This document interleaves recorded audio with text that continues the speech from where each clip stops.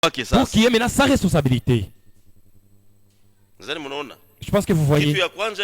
La première chose, il faut qu'il y ait l'ensemble local. Après ça, qui est un ancien à cette assemblée. Après l'ancien de cette assemblée, là nous pouvons parler maintenant de la responsabilité à l'assemblée locale. Pour qu'il y ait l'assemblée locale, nous devons avoir trois choses qui marchent de pair. Pour qu'il y ait une assemblée locale, il faut qu'il y ait trois choses marchant de pair. Quelle chose? Premièrement, Dieu. Parce que nous disons que nous sommes serviteurs avec Dieu. Premièrement, il faut qu'il y ait Dieu. Deuxièmement, qu'il y ait la parole de Dieu. Troisièmement, qu'il y ait des hommes et des dieux qui marchent en faisant l'œuvre là-bas. Le peuple de Dieu.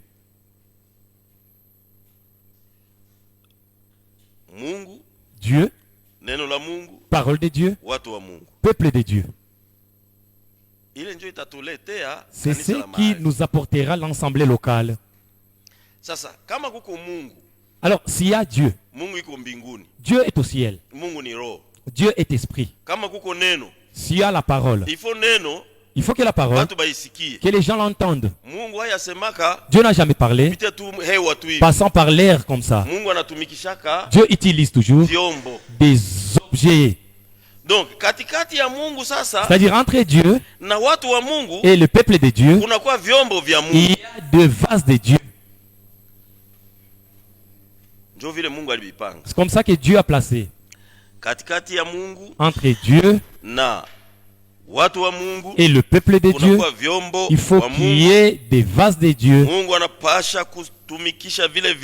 Dieu utilise aussi ces vases pour que ces vases envoyés par Dieu, ils soient des serviteurs de Dieu. Parce qu'il dit dans Matthieu 28, il dit ça dans le verset 29. Allez. Laissons que nous pouvons parler dans Matthieu 28, 29, 19. Allez, faites toutes les nations des disciples, les baptisant au nom du Père, du Fils et du Saint-Esprit. Enendeni mfanye mataifa yote kuwa wafuasi wangu mkababatiza kwa jina la Baba na la Mwana na la Roho Mtakatifu. Et enseignez-leur à observer tout ce que je vous ai prescrit. Et voici, je suis avec vous tous les jours jusqu'à la fin du monde. Na mkiwafundisha kufanya yote ambayo niloamuru, tazama nitakuwa pamoja nami mpaka mwisho wa nyakati. Nitakuwa nanyi mpaka mwisho wa nyakati, mwisho wa dunia. Donc il faut que nae akuwe. Donc il faut qu'il soit aussi là.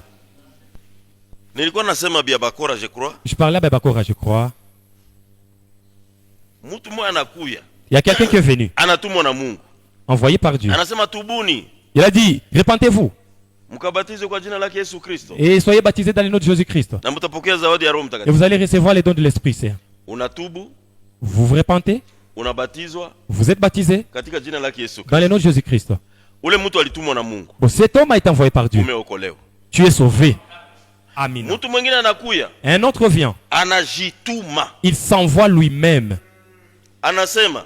Et il dit, tubuni. Repentez-vous. Mkabatizwe kwa jina lake Yesu Kristo. Et soyez baptisés dans le nom de Jésus-Christ. Pour la repentance de vos péchés. Le pardon de vos péchés. Et vous allez recevoir les dons de l'Esprit Saint. Mais il s'est envoyé lui-même. Tu te répands. Tu sois baptisé. Mais tu n'es pas sauvé.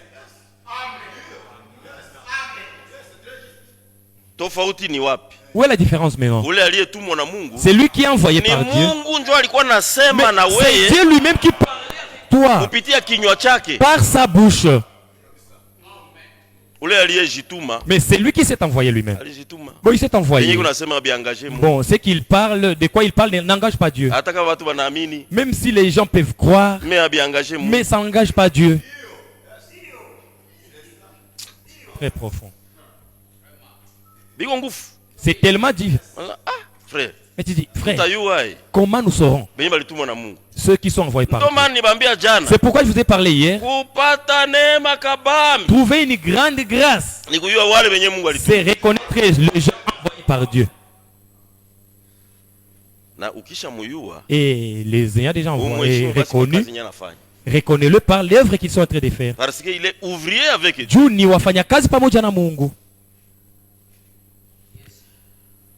Matthieu 24. Mathayo 24. Verset 3.